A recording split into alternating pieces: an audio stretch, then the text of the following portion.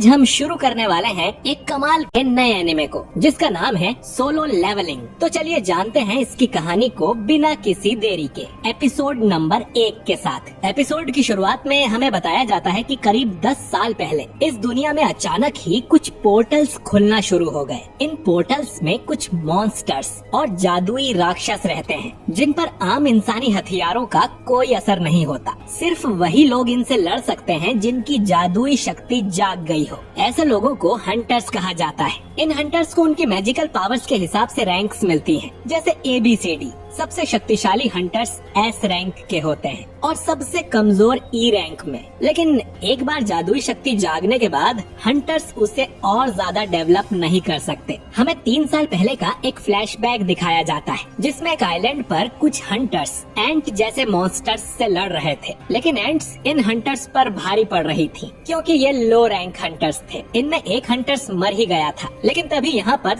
3 S rank के hunters आ जाते हैं और आसानी से इन एंट्स से लड़ने लगते हैं। ब्यूंग नाम का आदमी हीलिंग मैजिक का यूज कर घायल हंटर्स को ठीक करने की कोशिश करता है। तभी यहाँ पर एक व्हाइट एंट आ जाता है, जिसे ये लोग इन मॉन्स्टर्स का लीडर समझते हैं, क्योंकि ये रेड एंट्स के मुकाबले ज्यादा पावरफुल है और ये दोनों मिलकर उसे आराम से मार देते हैं। तभी यहाँ पर और भी ज्यादा व्हाइट एंट्स आने लगती हैं और S रैंक के हंटर्स उनसे भी लड़ने को तैयार थे। दूसरी तरफ शहर में भी ढेर सारे एंट्स की आर्मी ने अटैक कर दिया था और उन्हें रोकने के लिए हंटर्स की सेना भी तैनात थी। मिस्टर चोई नाम का हंटर अपनी फायर पावर से इन पर अटैक करता है, जिससे रेड एंट्स तो मर जाती हैं, लेकिन व्हाइट एंट्स को कुछ नहीं होता। इसके बाद बाकी हंटर्स भी हमला कर देते हैं और फिर कहानी प्रेजेंट में आ जाती है। एक कंस्ट्रक्शन साइट के पास एक पोर्टल या डंजन ओपन होता है, जिसके मॉन्स्टर्स को मारने के लिए कुछ हंटर्स को बुलाया जाता है। इनमें पार्क नाम का एक हंटर होता है, जिसने वैसे तो काम छोड़ दिया था, लेकिन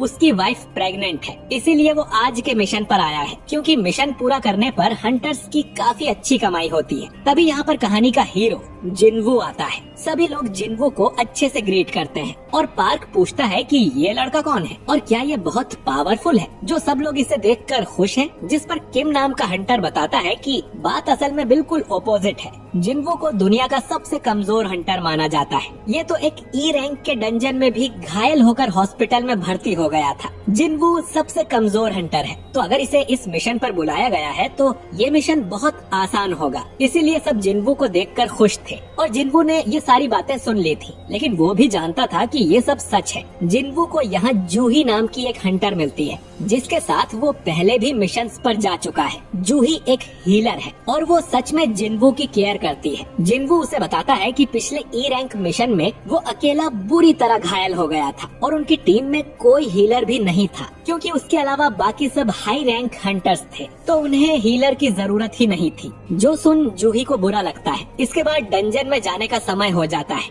सॉन्ग नाम का हंटर खुद को इस मिशन का कैप्टन बताता है, क्योंकि यहाँ मौजूद सभी लोगों में वो सबसे हाई रैंक का है। इसके बाद सभी एक एक करके पोर्टल के अंदर जाने लगते हैं। जिनवू अपना हथियार निकालता है, जो कि एक छोटा सा चाकू था। जिनवू काफी गरीब है, तो वो इससे महंगा हथियार नहीं खरीद सकता। इसके बाद जिनवू भी पोर्टल में एंटर कर लेता है। दूसरी तरफ हम हंटर एसोसिएशन के प्रेसिडेंट गो को देखते हैं, जो कि गवर्नमेंट के साथ एक मीटिंग करके आया था। गवर्नमेंट चाहती थी कि डंजन से मिलने वाले क्रिस्टल्स उन्हें दे दिए जाएं। असल में उन मॉन्स्टर्स को मारने पर कुछ क्रिस्टल्स मिलते हैं, जिन्हें मैजिक जेम्स कहा जाता है, और हंटर्स इनको ही बेचकर पैसे कमाते हैं। इधर जिनवू ने एक मॉन्स्टर को मार दिया था, जिससे उसे एक मैजिक जेम मिल जाता है। पर तभी एक दूसरा मॉन्स्टर जिनवू पर हमला कर देता है। जिनवू उसे मारने की कोशिश करता है, लेकिन उसका चाकू कमजोर होने की वजह से टूट जाता है। फिर वो मॉन्स्टर सीधा जिनवू के अंदर तलवार घुसा देता है, लेकिन तभी पार्क यहाँ आके उस मॉन्स्टर को मार देता है। जिनवू बुरी तरह से घायल हो गया था और जूही उसके पास आकर उसे हील करने लगती है। जिनवू देखता है कि बाकी हंटर्स बड़ी आसानी से इन मॉन्स्टर्स को मार रहे थे।